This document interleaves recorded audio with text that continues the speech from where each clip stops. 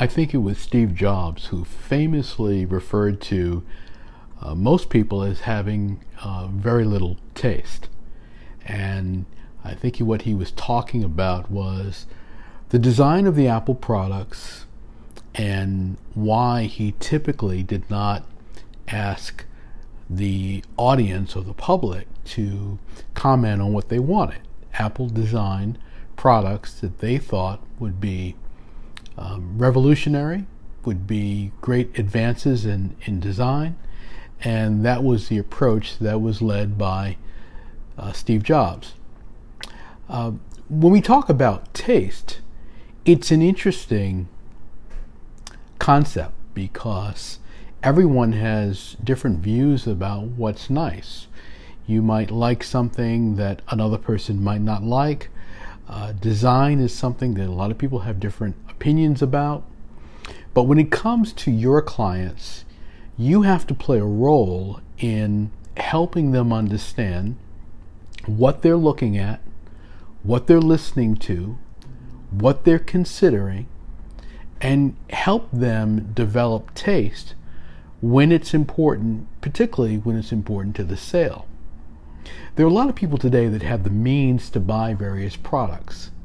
They have the money, they have the resources, they have the credit, they even have the inclination. But they just might not have the taste to be able to make the selection the way you can. They don't know your industry, they don't know your product, they don't know what goes with what. They don't know what kind of materials to use. They just don't know. And even though there's a lot of material on the internet, and often you will find prospects who know a lot about what they're doing because they've researched it and they are coming to you having studied something, they still might not understand what they studied. They still might not understand what it all means. And in fact, they might be relying on something that's published online that is not reliable. So your role has to be to help your clients understand what might be best for them, help shape their views of what kind of things they should be selecting, and give them a sense of what good taste means in your market.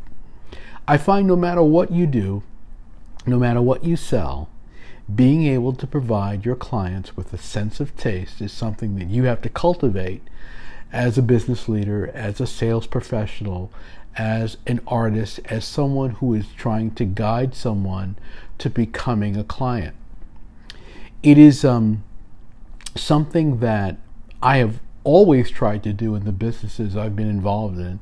In fact, I've always had an education component, an information component to everything I do, because I know how crucial that is in helping someone make a decision. The more they know, the more they are going to want to buy your product. Now, this does create situations sometimes where people will, I guess, for lack of a better phrase, use you to get information so that they can make intelligent buying decisions. That's one of the risks of informing people. That will happen. When people are shopping, they're going to learn a lot from you, and then they might learn so much that they buy elsewhere. But that's where good sales skills, good rapport building, good relationship building, being able to make a compelling presentation, address concerns, overcome objections, and close are so important. So going hand in hand with helping your clients develop good taste in products and services also goes sharpening those sales skills so that you can convert this knowledge that you're presenting to knowledge that helps them buy from you. It's true, taste is something that varies by person, but you can impact things, situations, considerations by educating your client. I find one of the most effective things you can do is tell people how to think about your product or service, How do you decide on a product in this category? What should you be looking at? What are the variables?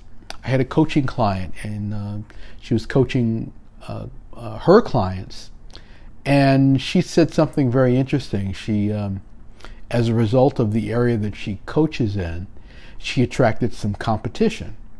And one of the things she said about the competition is they don't even know what to look for. They don't know what to look for in this market. And so that's something that is really important. Helping your clients know what they should be looking for.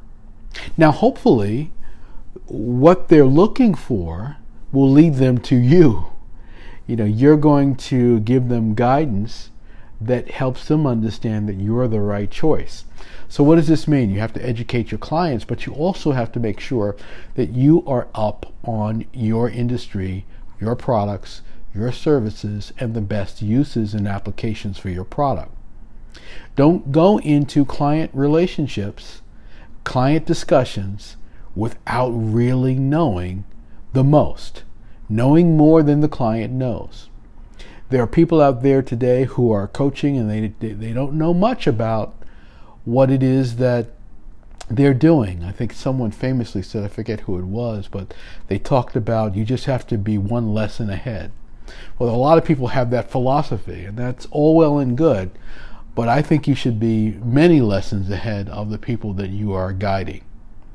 Remember, the average person doesn't know your market. The average person doesn't know your product. And as Steve Jobs says, many people will desire something but won't know how to make a decision about it.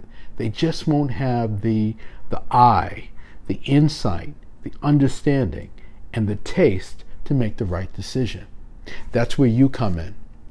Help your clients not only develop a great understanding of what you do and how to use your product or service and how to make a selection, but help them develop great taste. It will help you in your business. It'll help you in the relationship with the client.